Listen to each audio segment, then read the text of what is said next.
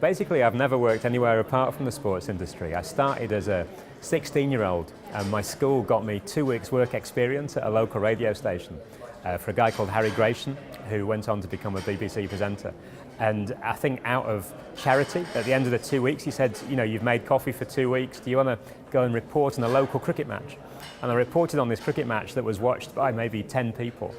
And at the end of it, to my surprise, he says, do you want to do it again next week? And basically I kept going, worked in local radio and then in TV, sort of all the way through from sort of 16 to 25, 26, was there at the start of Sky as one of the first sort of presenter reporters at Sky and the BSB sports channel. And just ended up working in sports journalism, TV, commentary, anything associated with it. And never really even considered having a proper career, because why do something else if you love something so much?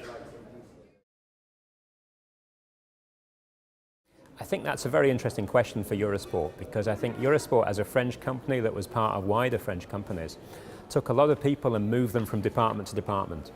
And I think that's something that we've changed since Discovery came in. And I think we've tried to hire more specialists for special departments and try to bring in more international quality into the building. I don't necessarily think there's one right way or the other, and if we can also allow people in their own building to grow within the business, that's a good thing. But certainly in the last year or so, we've brought in a lot more specialist experience into specific areas. This is going to sound like the advice of someone who runs a business, but work for nothing. You know, get through the door, find a way into the system, network like hell, you know, use your advantages that you have, and then more important than anything else, get practical experience. You know, because I think there's no substitute for actually doing the real thing. It's great that there are so many journalism courses out there now, so much broadcast training out there now. And broadcast training is really important.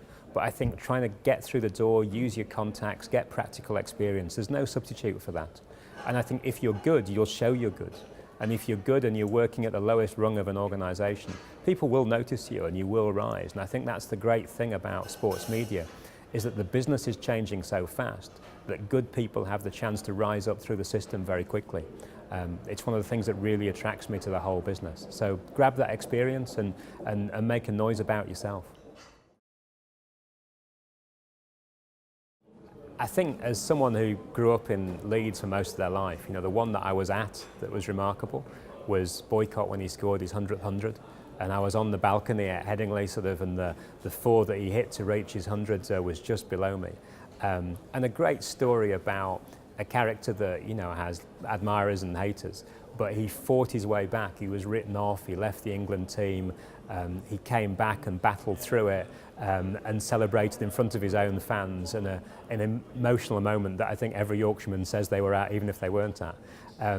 And I think, you know, personally, that sort of thing is a really important journey, and this is not an industry where you're always going to have good days. You know, there are clearly things that are going to go wrong in your career, but the experience when you're at your top of the sports world, there's nothing that can challenge it. So I'd choose that one.